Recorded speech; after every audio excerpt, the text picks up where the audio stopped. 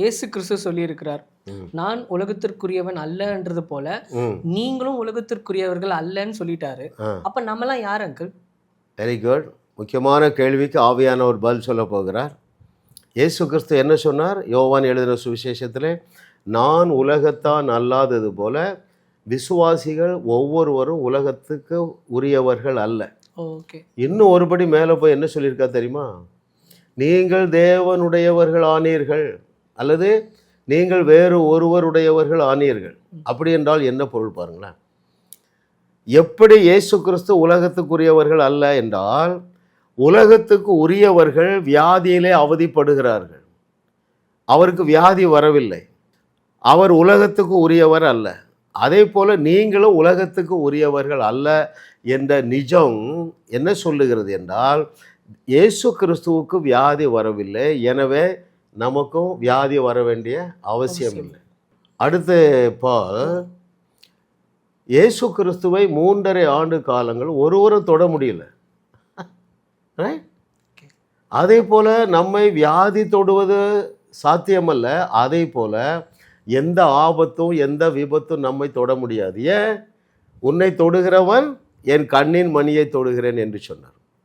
நீங்கள் வேறு ஒருவருடையவர்கள் ஆனதுனால, அல்லது இயேசு சொன்னார் பாருங்கள், நான் உலகத்தான் அல்லாதது போல நீங்களும் உலகத்தான் அல்ல என்று சொன்னால், இயேசு கிறிஸ்துவுக்கு பரலோகம் கொடுத்த அதே பாதுகாப்பை பரலோகம் உங்களுக்கும் நமக்கு தருகிறது. கடைசியாக பாருங்க, இயேசு கிறிஸ்து செய்த அதிசயங்களை எழுதினால், 3.5 ஆண்டு காலங்கள் அவர் செய்த அதிசயங்களை எழுதினால் அந்த புஸ்தகங்கள் உலகம் கொள்ளாது.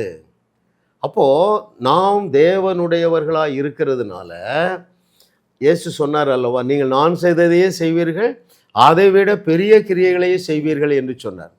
அதே போல, அதாவது இயேசு கிறிஸ்து செய்ததை போல தினந்தோறும் அல்ல, கண் சிமிட்டுவது போல இதை கேட்டுக்கொண்டிருக்கிற தெய்வ மகனே தெய்வ மகளே, உன்னாலும் அற்புதம் செய்ய முடியும்.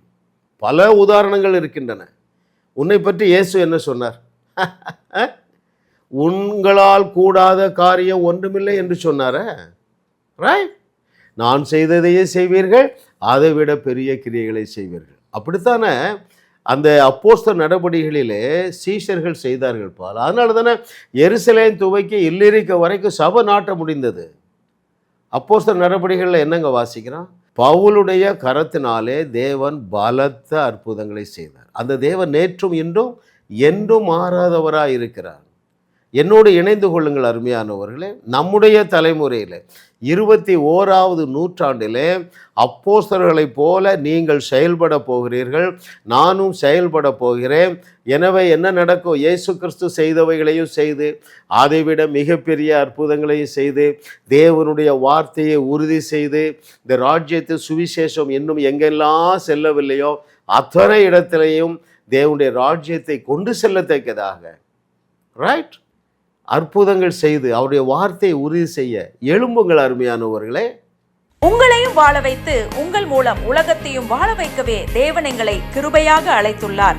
விடுதலை பெறவும் சுகத்தை அனுபவிக்கவும் தொலைபேசியில் எங்களோடு தொடர்பு கொள்ளுங்கள். ஜாஸ் மினிஸ்ட்ரீஸ் யூடியூப் சேனலில் தொடர்ந்து செய்திகளை கேளுங்கள், சப்ஸ்கிரைப் செய்யுங்கள், வீடியோக்களை லைக் செய்து பலரோடு பகிர்ந்து கொள்ளுங்கள். அவர்களும் ஆசீர்வதிக்கப்படட்டும்.